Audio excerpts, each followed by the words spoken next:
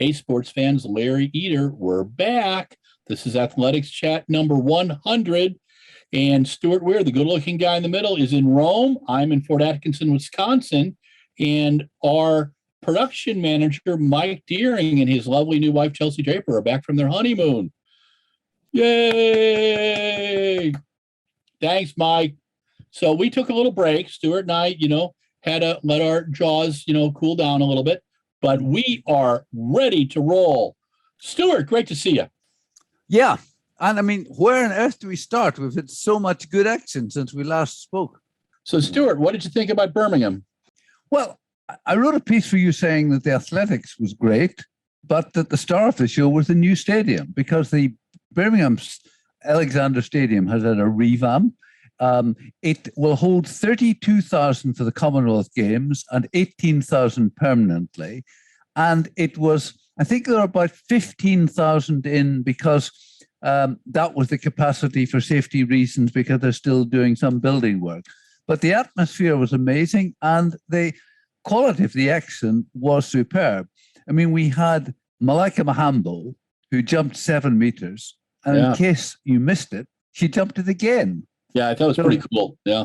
Yeah, I mean, there was some surprising things, like in the women's pole vault, both Holly Bradshaw and Katie Najot went out at a very early stage. And it was a real shame that Ronald Levy wasn't there, because we had Hansel Parchment beating Omar McLeod. And if Ronald had been there, we could have called it the Jamaican Championships. You got it. You've got it. I agree. Some nice British performances. Laura Muir winning the 1500, Dina Asher-Smith the 100. Matt Hudson-Smith, who's such a talented athlete, but so much, won the 400, and Keely Hodkinson won the 800. So good to see some solid British performances. And another thing which British athletics did well was having a number of B races, so that loads and loads of I'm not quite sure how to describe it, but some of the lesser British athletes had the chance to run in the full stadium. So, and I mean, we had people like Sandra Perkovic, Dalila Mohammed, Valerie Allman, all competing and winning. So, I thought it was a good day, an excellent meet. Cool. Well, what do you like about the new stadium? The pole vaulters love that there are no gaps between the stands for the wind to come through. I mean, I talked to Katerina Stefanidi, who told me previously that you always expect wind at Birmingham. But she said it's great now because there are no gaps for the wind. And also, they've turned the pole vault round, so to speak. It used to be parallel to the straight. Now it goes across the bend, so to speak. And that may help as well. But I mean, every athlete that I spoke to was positive, saying that the stadium felt good. It seemed to be fast. It was good for the field events, less wind. So great. And I mean, in fact, it's an interesting debate going on at the moment, because the London Stadium costs such a lot of money. The owners of that stadium are supposed to be offering British athletics a large sum of money to tear up the agreement. And some people are saying, well, why don't we move athletics to Birmingham, make that the center? Because after all, that's where British athletics have their headquarters. Other people are saying, hang on a moment, London is the capital, one of the great cities of the world. You can't move out of that.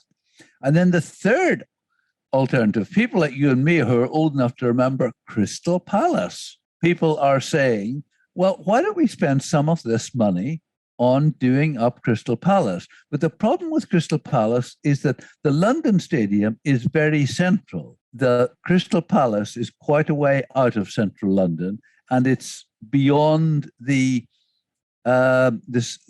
underground. So it's more difficult to get to. So that's an ongoing debate, whether Birmingham will become the centre or whether it'll just be another stadium. And of course, the great thing about Birmingham, it is the home of Birchfield Harriers, a local club. people at all levels will be training there 2 or 3 times a week. And the president of that club is a lady called Catherine Mary. I think you might have come across her. Oh, yes. That's awesome. Yeah. Yeah. I And so remember. it's, Yeah. That's so I was awesome. just going to say, the great thing is that elite stadium is being used on a Tuesday evening by club athletes. That's fantastic. That really, really is. What followed up the Birmingham meet was the Nike Prefontaine, and that was held over 2 days. There were my favorite events on Friday night were the men and women's 10,000s. Those were the U.S. Trials for the world champs. And Joe Klecker, whose mom, Janice, was a 2-time Olympian and whose dad was a 50K world record holder. Joe won in the last centimeters against Grant Fisher, the new American record holder in the 10. And it was a brilliant race. I mean, it was they had everybody there. It was 28-21, nothing fast, but they've all run qualifiers. And Klecker was just phenomenal. And the women's race, it was Teresa Schweizer and Alice Monson. And Alicia Monson, she's from Wisconsin, so we have to cheer her even on more. And it came down to the first 5K was conservative, and they ran very hard for the last 5K. And it came down to a 61-second last lap. Carissa Schweitzer won just by the barest of margins.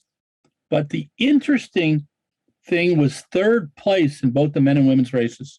In the men's race, it was Sean McCarty. He's from Stanford and Bowerman Track Club, and he outkicked Emmanuel Bohr. It literally was by inches. And it just reminds you of how it's the first 3 and how close it is and how exciting it can be. On the women's side, it was Natasha Rogers and 2015 World Championship bronze medalist Emily Infield, who had her best race since 2015. And the Natasha Rogers had made the Olympic team in 2012, but was unable to compete due to illness. And it's taken her this long to make another team. And it was like by that much. So just brilliant racing there. Joshua Cheptegei ran a 5K world record attempt, which I think was a little early. And he ran 12:57. It was a pretty good time. What was interesting was that Mo Ahmed from Canada was not allowed to be in that race. Mo ran the next day when it was Barahu,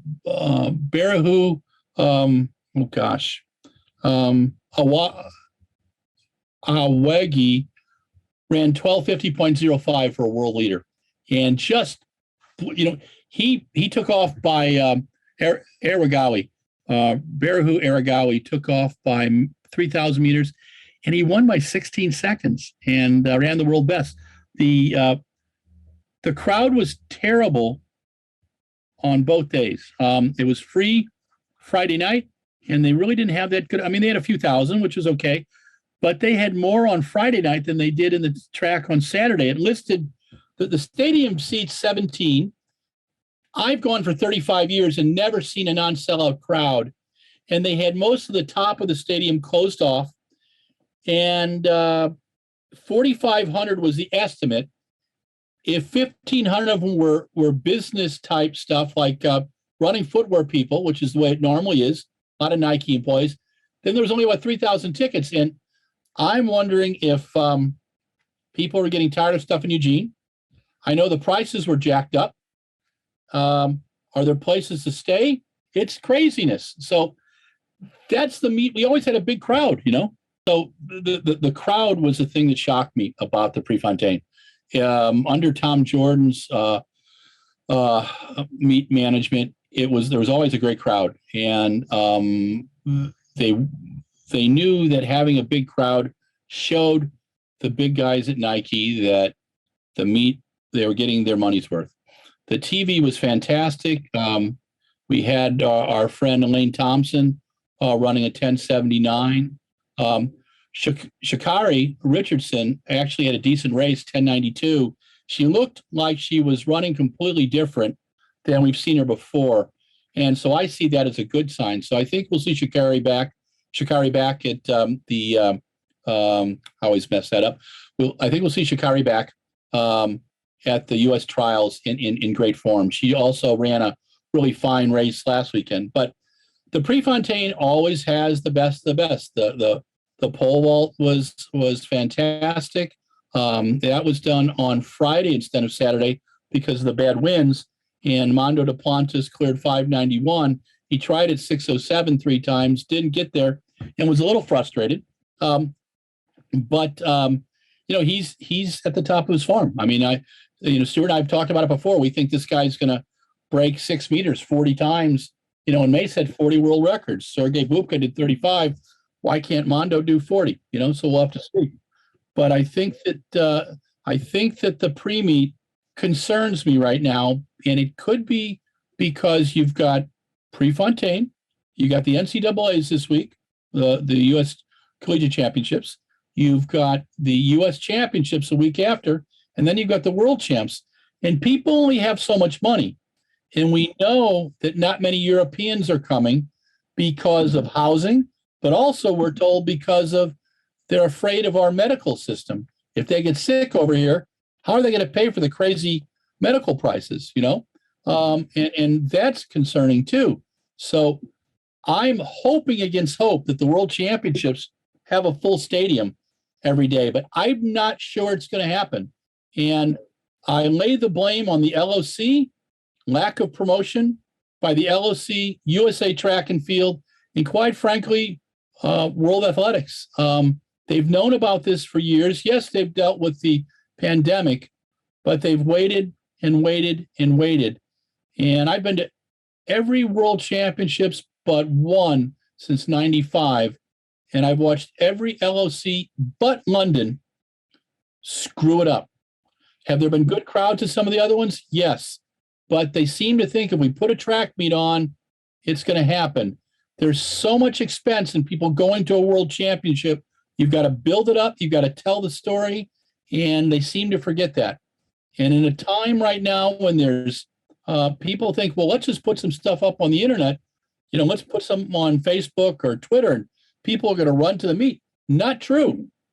These little boutique meets, what are they charging? $6 for streaming and $5 to get in. I mean, there's ticket prices. You could pay anywhere from $100 to $1,000 for a ticket at the World Championships. Now, some of it has hospitality, and if you want to do that, that's really cool. But I'm really wondering if people are going, it's getting too expensive in Eugene. So we'll have to see. Well, I'm coming. Good. And I am too, my friend. I'm driving up next week and after going to the meet at Icon Stadium, and I look forward to seeing you. It should be a lot of fun. Yeah. So would you like me to talk a little bit about Rabat? Yeah. Okay. I sort of missed it. I was, some good performances there, but what took your eye? I will tell you that Elaine Thompson continues to impress. I got a call from our friends at BBC World Sports yesterday, and Ed Harry and I chatted just before the meet, and I was asked by the commentator, will Elaine break the world record? And I said, we're talking too much about world records. Elaine has never won an individual medal at a world champs. She's won the 100 and 200 of the last two Olympics. She wants the gold in the 100. That's where her focus is. And when the world record comes, it will come. But we've got to stop talking about the world record thing, because the world champs is not about world records. It's about competition. Elaine ran 1083 in front of 25,000 absolutely crazy, insane sports fans. It was so much fun to hear the crowd, because in 14, when I was there for the World Cup, there were a bunch of goats and maybe 100 people. And this time, 25,000. And the coolest event of two cool events. One, our friend Jake Weichmann finally ran a great race. Yeah. Jake is running the way he's supposed to, with guts and vigor and determination. Mm-hmm. And with about 500 to go, he started to get himself ready. And with 300, he made that long run that he's so good at. And he just kept moving it away.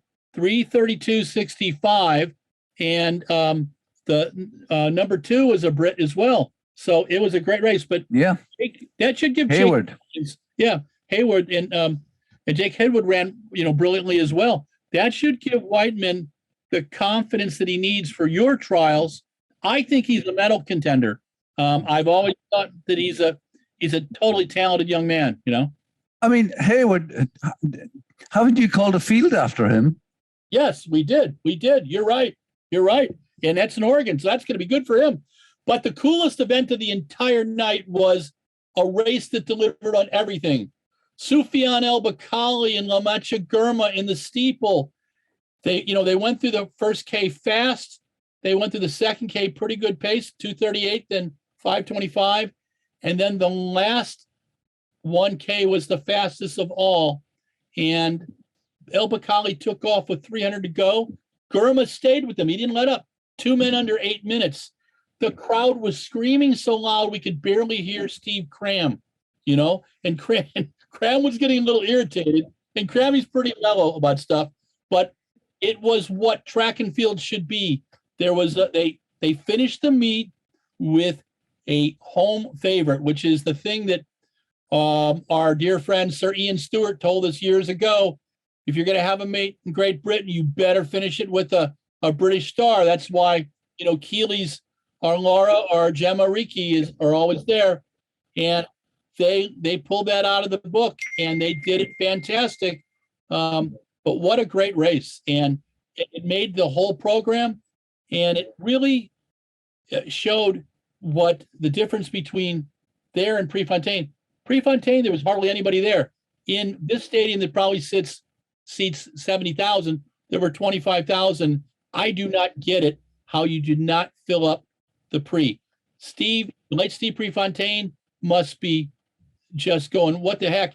And the other thing that was weird is we just got a social media that said Linda Prefontaine, Steve's little sister, for the first time in 47 years, was not provided with tickets. And I don't get that one at all.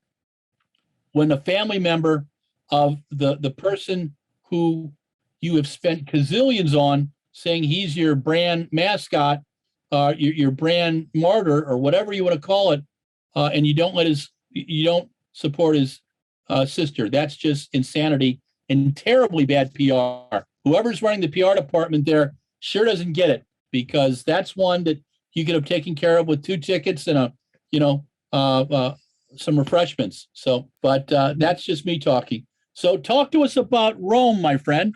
Just before we do, I was thrilled to see Mercy Chirono winning. Another of the mothers coming back after having a child. And great to see her running so well. Yeah, and Amy Eloise Markov, the woman in second. Yes. I mean, it was again another classy race. Yeah. But Amy Eloise scored a big PB, and that was awesome. She ran brilliantly. Yeah. Well, Rome, how about this for a lineup for the women's 200? Oh, you know what, Stuart? Let's hold on for a second. You know what we forgot in Rabat was Karsten Warholm. Right. Oh, yes. I do need to explain that, and my apologies. Karsten Warholm was supposed to open in Rabat, and there really was no one else in the race. And he hit the first hurdle, and he went down, and he went down hard. And the next thing we saw was him putting a bag of ice on his leg, and he did a quote afterwards that he felt bad for the fans. He said he thinks he's got a possible tear. They're doing an MRI today. I'm not sure he's going to be back for the Worlds. And right now, Alison De Santos, who beat Rai Benjamin recently, looks like to be the hottest one out there. This is an opportunity for Rai to do something too. It's terrible about Karsten because he's one of the classiest athletes, dearly loved. I had a coach comment to me this morning who coaches other athletes that he hopes that Karsten gets back soon because he's so good for the sport. Karsten Warholm is a superstar, like Mondo Duplantis, and he really puts as much into the sport as he takes out. His 45.94 is iconic in the 400-meter hurdles, and we want to see Karsten back. So sorry about that, Stuart. Let's go on with the with Rome. Well, Rome is a very ancient city and a civilization, but there's also a track and field meet on Thursday. Well, thank you for explaining. Yes. How about this for a 200 meters? Okay. Dina Asher-Smith, world champion. Alison Felix, I think she's run a few 200s in her time, running in Rome for the last time, we're told. Wow. Shawnee Miller-Weibo. I think she's run one or two in her. Yes. Wow. Talu. Josie Talu. Yes. Sharika Jackson. Wow. Stunning. Elaine Thompson. Oh my God. Wow. So I think that's quite a field. That is a tasty 200.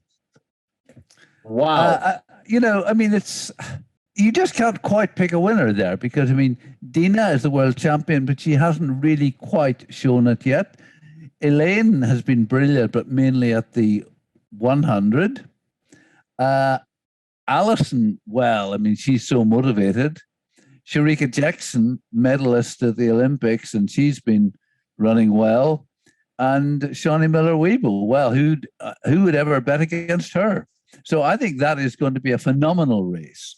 And then the women's pole vault has got really the four top ladies there. You've got Sandy Morris, Katie Najot, Holly Bradshaw, and Katerina Stefanidi. Well, that should be pretty awesome. Yeah, but it's interesting because Katie, again, had a difficult competition. Holly in Birmingham, in front of her home crowd, had a no mark or no height, and it was Sandy Morris who won. So I think that's quite intriguing because any of those could really, Stefanidi used to be dominant and hasn't really come back quite with a bang, and I'd love to see her back there doing what she was. So I think that's quite an intriguing one. Fred Curley's running 100. Kirani James taking on Michael Cherry. Nice. Yeah, and quite a good shot put, not without Ryan Krauser, but yeah. I think the Rome meet is always good, and I think this would be no exception. Is it in Rome this year, or is it in Rome? This is in Rome. Great. Stadio Olimpico. Fantastic. The Stadio Olimpico. Awesome. And the pressure is in the Stadio Olimpico on Wednesday. Oh, great. Well, I look forward to hearing about that. Just wanted to add that Dejioga Yingbo will be at the African Athletics Championships for us this week, and he will be covering that. And so we'll have some nice things there. We have a couple previews up there. I look forward to seeing your coverage of Rome. I'll be posting some things today on Hangolo. I'll also be posting on the Rabat meet, and we'll be catching up on some of the other meets. It's a busy time in track and field, my friend. But Have a great evening, Stuart. And this is the end of Athletics Chat number 100. Thanks to Stuart Weir. Thanks to Mike Deering. This is Larry Eder signing off. Hey, sports fans, Larry Eder here, your favorite podcast, Athletics Chat number 100. Yay! Okay. This is the epilogue, or as Mike calls it, the Larry monologue, or conversation with Larry on both sides. So here's the deal. Stuart is in Paris, not in Paris. He is in Rome, the, eternal city. And he's covering the Rome Diamond League on Thursday. He'll be at the presser on Wednesday. He got in this evening, and we had some challenges with a little Wi-Fi, but, that happens sometimes. So we talked about Birmingham, the Mueller British Grand Prix, or the Birmingham Diamond League, which was on the 21st of May. Fantastic meet, wins by Laura Muir, Keely Hodgkinson, Gemma Reiki did well there, and Dina Asher-Smith. So some nice British wins. The new track, in the Alexander Stadium, we'll see 32,000 for the Commonwealth Games later this summer, and about 18,000 permanently. But great crowd. The broadcast was fantastic. and really enjoyed the meet. It was a great meet, number 2 of the season, because the season opened up with Doha. And then our third meet was the Nike Pre-Classic, 2 days. And I love the Nike, the Pre-Classic. It's named after the late Steve Prefontaine, one of my big heroes, who died May 30th, 1975, after running his second fastest 5,000 meters. He was involved in an auto accident. He was all of 25, and at that time, he owned the American records from the 2,000 meters to the 10,000 meters. He had been fourth in the 1972 Olympic Games 5,000. I believe he was destined for an Olympic medal, probably at 10,000 meters. I think that was his better distance. He was a typical young adult, liked to have a few beers, liked to stir it up a little bit, was a bartender for a bit as well. Turned down a pro contract of $250,000 so he could run in Montreal.